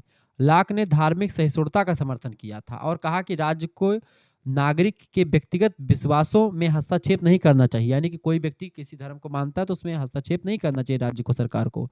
लेटर ऑफ टॉलरेशन इस पुस्तक को लिखा किसने है? जॉन लॉक ने लिखा। ऑप्शन नंबर इसका डी करेक्ट आंसर होगा। 71 नंबर क्वेश्चन से, आप हमारे दूसरे चैनल बीए करिकुलर को भी सब्सक्राइब कर लीजिएगा, आपकी परीक्षा के लिए बहुत ही महत्वपूर्ण होगा ये। 71 नंबर क्वेश्चन से, आदर्शवादी सिद्धांत का दूसरा नाम क्या है? 71 नंबर, आदर्शवादी सिद्धांत का दूसरा नाम क्या है बेटा? दार्शनिक सिद्धांत। आदर्शवादी सिद्धांत का दूसरा नाम है दार्शनिक सिद्धांत। ऑप्शन नंबर इसका ए करेक्ट आंसर हो जाएगा, दार्शनिक सिद्धांत, फिलोसॉफिकल थियरी। ठीक है, ये बात आप ध्यान रखेंगे। आदर्शवादी जो विचारक हैं वो राज्य को एक नैतिक संस्था मानते, एक मोरल इंस्टीट्यूशन मानते, चूंकि यह विचारों और मूल्यों पर आधारित है, इसलिए इसे दार्शनिक सिद्धांत भी कहा जाता है। 72 नंबर क्वेश्चन आपका आ चुका, कांट, हीगल और ग्रीन, इमैनुअल कांट, हीगल और थॉमस एल ग्रीन किस विचारधारा से जुड़े हुए हैं? तो कांट, हीगल और ग्रीन जो हैं ये आदर्शवादी चिंतक हैं, आदर्शवादी विद्वान हैं। ऑप्शन नंबर आइडियलिस्टिक थियरी देने वाले विद्वान हैं। ठीक है, ये बात आप ध्यान रखेंगे। 73 नंबर क्वेश्चन आपकी स्क्रीन पर आ चुका है, फटाफट से आप देखेंगे। 73 नंबर प्रश्न आपका आ चुका बाबू। प्रश्न है, निम्नलिखित में से कौन सा दंड व्यवस्था का आवश्यक तत्व है? दंड व्यवस्था का आवश्यक तत्व होता है अनुपात, यानी जिस अनुपात में उसने कुकृत्य किया है उसके अकॉर्डिंग उसको दंड मिले, निष्पक्षता के साथ दंड मिले, और मानवता के साथ, मानवता को भी ध्यान में रखा जाए दंड देते समय। ये सारे तत्व जो होते हैं ये सब दंड व्यवस्था के आवश्यक तत्व हैं, इनके आधार पर ही दंड दिया जाता है। ऑप्शन नंबर इसका डी करेक्ट आंसर होगा, उपरोक्त सभी। ठीक है, ये बात आप ध्यान रखेंगे। एक न्यायपूर्ण दंड व्यवस्था में अपराध के अनुपात में दंड, निष्पक्षता और मानवता यानी अत्यधिक क्रूरता का अभाव होना चाहिए, यानी कि कहीं ना कहीं पे ज्यादा बदला लेने के लिए दंड ना दिया जाए। ठीक है, 74 नंबर क्वेश्चन आपका आ चुका। आदर्श बर्बर शब्द का प्रयोग सर्वप्रथम किसने किया था? आदर्श बर्बर, नोबल सेव्स शब्द का प्रयोग सर्वप्रथम किसने किया था? आदर्श बर्बर शब्द का प्रयोग रूसो ने किया था। रूसो ने प्राकृतिक अवस्था के मनुष्यों के लिए किया था, और इन्होंने कहा कि जो आदिम मनुष्य थे, यानी राज्य की उत्पत्ति से पहले जो मनुष्य थे, प्राकृतिक अवस्था के मनुष्य, वो आदर्श और बर्बर थे, जो समाज की बुराइयों को दूर, सरल और सुखी जीवन जीता था। ठीक है, यानी कि वो सुखी था, आदर्श भी था और बर्बर भी था। 75 नंबर क्वेश्चन आपका आ चुका है। प्रश्न है, यह विचार किसका है? अच्छा, थॉमस हॉब्स जो कहते हैं वो कहते हैं कि मारपीट करता था, मतलब कि बहुत ज्यादा क्रूर था। ठीक है, जॉन लॉक कहते हैं कि भाई एकदम सरल स्वभाव का था, मानो उस समय लड़ाई झगड़ा बहुत कम होती थी। ठीक है, और रूसो ने कहा कि थॉमस हॉब्स और जॉन लॉक दोनों के विचारों को मिला करके एक अपना सिद्धांत दिया। 75 नंबर प्रश्न, यह विचार किसका है कि तलवार के बिना समझौता मात्र, मतलब कि समझौता शब्द मात्र होता है? तलवार के बिना समझौता शब्द मात्र है, कथन किसका है? फटाफट से आप बताने का प्रयास। बढ़िया प्रश्न है, परीक्षा में हमेशा आया हुआ है। थॉमस हॉब्स ने कहा था कि तलवार के बिना समझौता मात्र शब्द होता है, कोई मानेगा नहीं। हॉब्स का मानना था कि बिना किसी दंडकारी शक्ति यानी शक्तिशाली शासक के सामाजिक समझौते या नियमों का पालन कोई नहीं करेगा। अगर शासक मजबूत होगा तो लोग सामाजिक नियमों का पालन करेंगे, शासक कमजोर होगा तो लोग नियम नहीं पालन करेंगे। 76 नंबर क्वेश्चन आपका आ चुका, फटाफट से आप देखेंगे। प्रश्न है, राजनीतिक दल के निर्माण के लिए सर्वाधिक महत्वपूर्ण तत्व कौन सा है? 76 नंबर, राजनीतिक दल के निर्माण के लिए सर्वाधिक महत्वपूर्ण तत्व इनमें से कौन सा है? तो होता है संगठन, यानी कि ऑर्गेनाइजेशन। ऑप्शन नंबर इसका ए करेक्ट आंसर होगा। बिना संगठन के कोई भी समूह दल नहीं बन सकता। एक निश्चित विचारधारा और नेतृत्व यानी लीडरशिप को जोड़ने के लिए संगठन जो होता है इंपॉर्टेंट भूमिका निभाता है, एक आधार, एक धरा का काम करता है। ठीक है, 77 नंबर क्वेश्चन आपका आ चुका है। निम्नलिखित में से कौन सा कानून का एक स्रोत नहीं है? कानून का स्रोत देखें, कानून, रीति रिवाज कानून का स्रोत होता है, बिल्कुल होता है। ठीक है, धर्म भी कानून, धर्म से कानून ने बहुत सीखा है। ठीक है, धर्म भी कानून का स्रोत है। कानूनी टीकाएं भी जो है धर्म कानून का टीक होता है, यानी रीति रिवाज धर्म कानून ये सब। समिति नहीं होती, ऑप्शन नंबर इसका डी करेक्ट आंसर होगा, यानी समितियां जो होती हैं वह कानून का स्रोत नहीं है। ऑप्शन नंबर इसका डी लगा दीजिएगा। 78 नंबर क्वेश्चन से, पब्लिक ओपिनियन पुस्तक के लेखक का नाम बताइए। पब्लिक ओपिनियन पुस्तक को लिखा वाल्टर लिपमैन ने। ऑप्शन नंबर इसका बी करेक्ट आंसर होगा। वाल्टर लिपमैन की पुस्तक है, 1922 में प्रकाशित हुई है। लिपमैन ने लोकतंत्र में जनमत के निर्माण और उसकी सीमाओं का विश्लेषण अपनी इस पुस्तक में किया है, पब्लिक ओपिनियन में। ठीक है, 79 नंबर क्वेश्चन आपका आ चुका है। दलबंदी ही एकमात्र ऐसी वस्तु है जो लोकतंत्र को संभव बनाती है। दलबंदी ही एक ऐसी मात्र वस्तु है जो लोकतंत्र को संभव बनाती है। यह कथन किसका है? यह कथन गिलक्राइस्ट महोदय का है। ऑप्शन नंबर इसका सी करेक्ट आंसर हो जाएगा। ठीक, गिलक्राइस्ट ने इस बात को कहा था कि बिना लोकतंत्र का संचालन संभव नहीं होता है। ठीक है, किसके बिना? राजनीतिक दलों के बिना। ठीक है, अगर पॉलिटिकल पार्टी नहीं तो लोकतंत्र जो है संभव नहीं होगा। 80 नंबर क्वेश्चन आपका आ चुका, फटाफट से आप देखने का प्रयास करें। प्रश्न है, निम्नलिखित में से कौन सा दंड का सबसे पुराना सिद्धांत है? दंड का सबसे पुराना सिद्धांत आपका होता है प्रतिरोधात्मक सिद्धांत। ए ऑप्शन करेक्ट आंसर हो जाएगा। यानी कि इसे बोलते हैं आंख के बदले आंख, ठीक है, हाथ के बदले हाथ वाला, हाथ के बदले हाथ वाला सिद्धांत। यानी जो आपने अगर किया है, चोरी करी तो आपका हाथ कटेगा, आपने किसी को मारा तो आपको भी मारा जाएगा। इस तरीके से प्रतिरोधात्मक सिद्धांत बोलते थे इसको। ठीक है, बदला लेने की भावना पर आधारित था ये, जो कि अच्छा नहीं माना जाता है आधुनिक समाज में। 81 नंबर प्रश्न है, राजनीति विज्ञान का आधुनिक उपागम इनमें से कौन सा है? राजनीति विज्ञान का आधुनिक उपागम है व्यवहारवादी उपागम, जिसको डेविड ईस्टन ने दिया है, बिहेवियरलिस्ट अप्रोच। ठीक है, ये बात आप ध्यान रखिए, ये व्यवहार के अध्ययन पर जोर देता है राजनीति विज्ञान। 82 नंबर क्वेश्चन आपका आ चुका है। किस विचारक ने कहा कि इतिहास राजनीति की जड़ है और राजनीति इतिहास का फल है? बहुत बढ़िया प्रश्न, परीक्षा में हमेशा पूछा जाता है। किस विचारक ने कहा है कि इतिहास राजनीति की जड़ है और राजनीति जो है वो इतिहास का फल है? इस कथन को कहा था सीले ने। ऑप्शन नंबर इसका ए करेक्ट आंसर होगा, सीले ने कहा है। ठीक है, ये बात आप ध्यान रखेंगे। अगला प्रश्न 83 नंबर प्रश्न आप देखेंगे। प्रश्न है भारतीय संविधान का कौन सा संशोधन पंथ निरपेक्षता से संबंधित है? 83 नंबर, भारतीय संविधान का कौन सा संशोधन पंथ निरपेक्षता से यानी सेकुलरिज्म से संबंधित है? तो 42वां संविधान संशोधन 1976 में हुआ था, इंदिरा गांधी की सरकार थी। इसी संविधान संशोधन को मिनी कॉन्स्टिट्यूशन यानी लघु संविधान के नाम से जानते हैं। इसमें बहुत सारे संविधान में परिवर्तन किए गए थे, उन्हीं में से था भारत में अखंडता, धर्मनिरपेक्षता और जो है एक शब्द और जोड़ा गया था। ठीक है, अखंडता, पंथ निरपेक्षता और समाजवादी, 3 शब्दों को जोड़ा गया था इसके दौरान भारत की संविधान की प्रस्तावना में। ठीक है, पंथ निरपेक्षता, समाजवादी और अखंडता सब जोड़े गए थे। क्लियर, ध्यान रखेंगे। 84 नंबर क्वेश्चन आपकी स्क्रीन पर आ चुका, फटाफट से आप देखेंगे। प्रश्न है भारतीय संविधान में पंथ निरपेक्षता का वर्णन कहाँ पर मिलता है? तो पंथ निरपेक्षता शब्द का वर्णन मिलता है भारत के प्रियम्बल में यानी संविधान की प्रस्तावना में ही। ठीक है, पंथ निरपेक्ष जो है राज्य का प्रयोग उसी में है। 85 नंबर प्रश्न है कल्याणकारी राज्य सुनिश्चित करता। पंथ निरपेक्ष राज्य मतलब समझते हैं? पंथ निरपेक्षता का मतलब होता है कि किसी राज्य का अपना कोई धर्म नहीं होगा, देश जो होगा सभी धर्मों का बराबर सम्मान करेगा और देश का अपना कोई धर्म नहीं होगा। कल्याणकारी राज्य सुनिश्चित करता है, कल्याणकारी राज्य सुनिश्चित करता है आर्थिक, सामाजिक और राजनीतिक हित। ऑप्शन नंबर इसका डी करेक्ट आंसर होगा।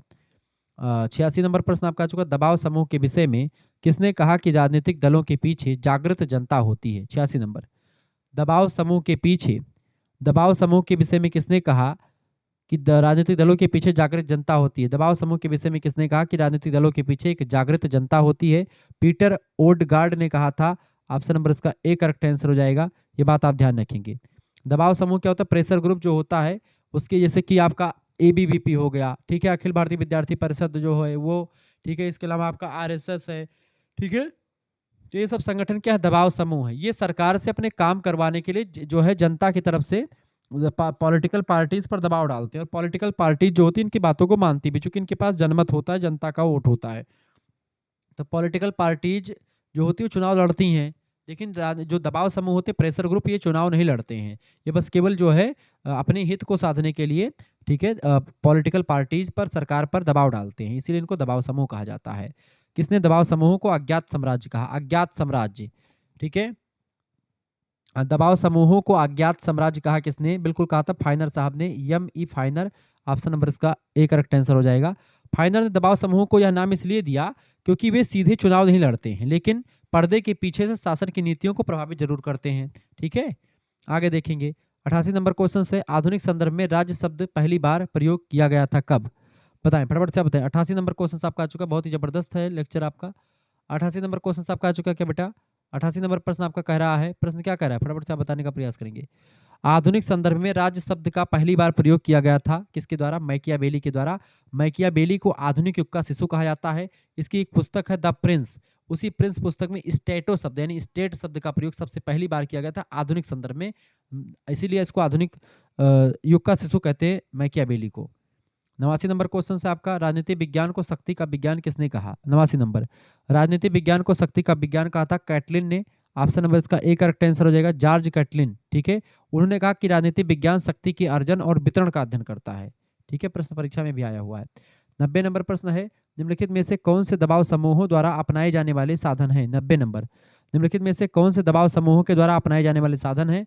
तो प्रेरित प्रचार, प्रसार और हड़ताल, ये सब जो होते हैं दबाव समूहों के द्वारा अपनाए जाने वाले साधन है। ऑप्शन नंबर इसका डी करेक्ट आंसर हो जाएगा। 91 नंबर क्वेश्चन से 73वें संविधान संशोधन के द्वारा किस अनुसूची को संविधान में जोड़ा गया है?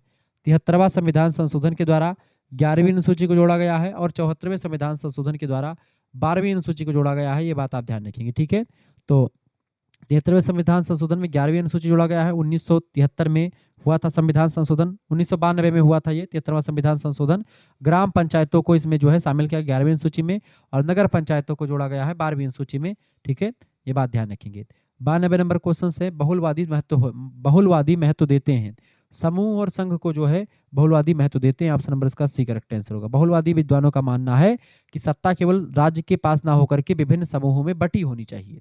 ठीक है, 93 नंबर क्वेश्चन से, पॉलिटिक्स किस यूनानी भाषा से बना? पॉलिस शब्द से। पॉलिटिक्स जो है पॉलिस शब्द से बना, जिसका मतलब होता है नगर राज्य। ऑप्शन नंबर इसका बी करेक्ट आंसर हो जाएगा। ठीक है, सिटी स्टेट इसका मतलब होता था, तो पॉलिटिक्स शब्द जो है इसी से बना, पॉलिस से। 94 नंबर क्वेश्चन आप देखेंगे, प्रश्न है राज्य एक सकारात्मक अच्छाई है, यह कथन किसका है? राज्य एक सकारात्मक अच्छाई है, पॉजिटिव अच्छाई है। किसने कहा था? ये आदर्शवादी विचारक मानते हैं कि राज्य का होना बहुत जरूरी है। ऑप्शन नंबर इसका डी करेक्ट आंसर होगा। ठीक है, आगे देखते हैं। जैसे कि आप देखते हैं टी एच ग्रीन लोग ऐसा मानते हैं। अगला 95 नंबर प्रश्न है, अ थियरी ऑफ जस्टिस पुस्तक किसने लिखी है? अ थियरी ऑफ जस्टिस पुस्तक के लेखक कौन है बताएं? अ थियरी ऑफ जस्टिस पुस्तक को लिखा जॉन रॉल्स ने। ऑप्शन नंबर इसका ए करेक्ट आंसर होगा। 1971 में यह पुस्तक जो है लिखी गई है। क्लियर, न्याय पर लिखी गई सबसे महत्वपूर्ण पुस्तकों में से एक मानी जाती है ये जॉन रॉल्स की पुस्तक अ थियरी ऑफ जस्टिस। प्रश्न परीक्षा में पूछा था, ध्यान रखेंगे। 96 नंबर प्रश्न है, त्रिस्तरीय पंचायती राज व्यवस्था में होते हैं। त्रिस्तरीय पंचायती राज व्यवस्था में ग्राम पंचायत, ठीक है, ग्राम पंचायत, पंचायत समिति और जिला परिषद होती है। ग्राम पंचायत, पंचायत समिति और जिला परिषद। ऑप्शन नंबर इसका करेक्ट आंसर क्या हो जाएगा? B option. ठीक है, ग्राम पंचायत का चुनाव होता है ग्राम प्रधान जिसमें बनते हैं। पंचायत समिति में क्या होता है? बीडीसी वाला चुनाव होता है और ब्लॉक प्रमुख चुने जाते हैं। ये प्रखंड स्तर पर जिला परिषद का चुनाव होता है, जिला पंचायत के सदस्य का चुनाव होता है और जिला पंचायत के सदस्य मिलकर के जिला पंचायत के अध्यक्ष का निर्माण करते हैं। ठीक है, आगे देखते हैं। 97 नंबर क्वेश्चन से, शक्तिशाली का हित ही न्याय है, यह कथन किसका है? शक्तिशाली का हित ही न्याय है, यह कथन कहा था थ्रेसी मेकस ने। प्रश्न परीक्षा में कई बार आया हुआ है, रिपीटेड क्वेश्चन से, सारे ध्यान रखेंगे। प्लेटो की पुस्तक रिपब्लिक में थ्रेसी मेकस ने न्याय की यह सोफिस्ट परिभाषा दी थी। ऑप्शन नंबर इसका डी करेक्ट आंसर होगा। 98 नंबर प्रश्न है, न्याय को आत्मा का सद्गुण किसने माना? न्याय को आत्मा का सद्गुण प्लेटो मानते हैं, न्याय जो है आत्मा का सद्गुण होता है। ऑप्शन नंबर इसका ए करेक्ट आंसर होगा। ठीक है, प्लेटो के अनुसार न्याय मनुष्य की आत्मा का एक आंतरिक गुण होता है जो तब प्रकट होता है जब आत्मा के तीनों तत्व, खास करके आत्मा के तीन तत्व कौन कौन से? विवेक, साहस और क्षुधा, इन सभी का उचित संतुलन होता है, तभी जो है मनुष्य को की आत्मा में जो आंतरिक गुण है न्याय वाला वो बाहर निकलता है। आदर्श न्याय की बात प्लेटो करते हैं। 99 नंबर प्रश्न है, सामाजिक न्याय का किससे परोपकार नहीं है? बताएं, सरोकार नहीं है। सामाजिक न्याय का सरोकार नहीं है किससे? तो निर्णय प्रक्रिया में भागीदारी से। निर्णय प्रक्रिया में भागीदारी से इसका सरोकार नहीं है। बाकी स्त्री पुरुष समानता न्याय सामाजिक न्याय का सरोकार करता है। शिक्षा और उन्नति का सबसे अच्छा, सबको समान अवसर, ये भी है। और विशेषाधिकार प्राप्त वर्ग का अभाव, ये भी एक प्रकार से सरोकार करता है। जबकि निर्णय निर्माण प्रक्रिया में या निर्णय प्रक्रिया में भागीदारी, सामाजिक न्याय जो होता है इसे सरोकार नहीं रखता। 100% लास्ट प्रश्न इस वीडियो का, पावर एंड सोसाइटी पुस्तक किसने लिखी है? पावर एंड सोसाइटी नाम की पुस्तक को लिखा लासबेल और कैपलान ने। ऑप्शन नंबर इसका बी करेक्ट आंसर हो जाएगा। ठीक है, हेरोल्ड लासबेल और अब्राहम कैपलान पूरा नाम है इनका। राजनीति विज्ञान की ये पुस्तक लिखते हैं। शक्ति के अध्ययन पर केंद्रित है यह पुस्तक, पावर एंड सोसाइटी, ये बात आप ध्यान रखेंगे। क्लियर, इस तरीके से आपने 100 एमसीक्यूज को देख लिया। अब यहाँ पर एक चीज़ और ध्यान रखेंगे, ये आपका स्कैनर दिया हुआ है, इस मतलब सॉरी, ये आपका जो है आंसर की आपको दी गई है। ये आंसर की आपको पीडीएफ के नीचे मिल जाएगी, ये आप देख लेंगे। ये पीडीएफ है, पीडीएफ आपको मिल जाएगा पूरा। इसमें 100 क्वेश्चन है, 100 क्वेश्चन का इसमें सॉल्व करके भी मैंने आपको दे रखा है। ठीक है, ऐसे ही हिंदी का, जियोग्राफी का, पॉलिटिकल साइंस का, हिस्ट्री का, सभी सब्जेक्ट का ऐसे मिल जाएगा। एंशियंट हिस्ट्री का, शिक्षा शास्त्र का, समाज शास्त्र का, सभी सब्जेक्ट का आपको मिलेगा। को करिकुलर का भी कम से कम 10 प्रैक्टिस सेट और इन सभी का 5-5 प्रैक्टिस सेट आपको मिल जाएगा। अगर आपको प्राप्त करना है पीडीएफ नोट्स, 9984 039 139 पर आप एसएमएस कर दीजिएगा। जैसे ही आप एसएमएस करेंगे, आप अपना नाम एसएमएस कर दीजिएगा, अपनी यूनिवर्सिटी का नाम, ठीक है, अपने सब्जेक्ट के नेम और आपके सेमेस्टर, अपने सेमेस्टर का नाम लिख करके भेज दीजिएगा। मात्र और मात्र 100 रुपये फीस लगेगी। सेकंड सेमेस्टर का सभी सब्जेक्ट आपको मिल जाएगा। जैसे आप स्कैनर, आपको एसएमएस करेंगे, आपके पास एक क्यूआर कोड यानी स्कैनर भेजेंगे, उसी स्कैनर पर आपको मात्र 100 रुपये फीस जमा कर देने हैं, या फीस आप खुद भी जमा कर सकते हैं, किसी दूसरे से भी जमा करवा सकते हैं। मात्र 100 रुपये में सभी सब्जेक्ट का आपको मिलेगा। आप सीरीज खरीदेंगे, किताब खरीदेंगे, आपका महंगा पड़ जाएगा, उसमें आप 400-500 रुपये खर्च कराएंगे। लेकिन यहाँ पर आपको मात्र 100 रुपये फीस में आपको सभी सब्जेक्ट का मिलेगा। को करिकुलर का 10 प्रैक्टिस सेट, ऑब्जेक्टिव वाला विथ आंसर शीट, ना केवल ऑब्जेक्टिव बल्कि लिखित का भी यहाँ पर आपको प्रैक्टिस सेट और नोट्स मिलेगा। लिखने वाली लिखित का भी नोट्स मिलेगा, ऑब्जेक्टिव का भी नोट्स मिलेगा, सभी का नोट्स मिलेगा। सभी विश्वविद्यालयों के लिए मैं पढ़ाता हूँ, ये बात भी ध्यान रखेंगे। अच्छा, आपके लिए कुछ बच्चे कहते गुरुजी अगर हम सेकंड सेमेस्टर और थर्ड सेमेस्टर 1 साल तक का कोर्स लें तो हमारे लिए कितनी फीस होगी? देखिए, ये केवल सेकंड सेमेस्टर की फीस है 100 रुपये। चाहे अभी आप जुड़ेंगे, पीडीएफ नोट्स प्राप्त कर लेंगे तो आपका 100 रुपये चला जाए, मतलब कि 100 रुपये आपका हो जाएगा, पीडीएफ नोट्स आपको मिल जाएगा। अभी जुड़ेंगे तो आपका फायदा होगा, बाद में जुड़ेंगे तो भी 100 रुपये ही लगेगा। लेकिन अगर आप चाहते हैं कि जो है 100 रुपये में और कुछ आगे हम यानी 150 रुपये अगर पेमेंट करें तो हमको क्या क्या मिलेगा? 150 रुपये पेमेंट में क्या किया जाएगा? 50 रुपये कम कर देगा आपका, यानी कि 200 रुपये फीस होती है 2 सेमेस्टर की 1 साल की, लेकिन उसकी फीस आपको 50 रुपये मतलब 50 रुपये कम कर दी गई, यानी 150 रुपये में आपको पूरा सेकंड सेमेस्टर सभी सब्जेक्ट का नोट्स और क्लास मिलेगी। और साथ ही साथ में आपको थर्ड सेमेस्टर का भी सभी का आपको मिल जाएगा, यानी कि थर्ड एंड सेकंड दोनों सेमेस्टर का आपको सभी सब्जेक्ट का पीडीएफ नोट्स मिलेगा। वीडियो लेक्चर्स आपको अधिकतर यूट्यूब चैनल पर ही मिल जाते हैं, को करिकुलर मास्टर पर और शुक्ला डी पॉइंट पर।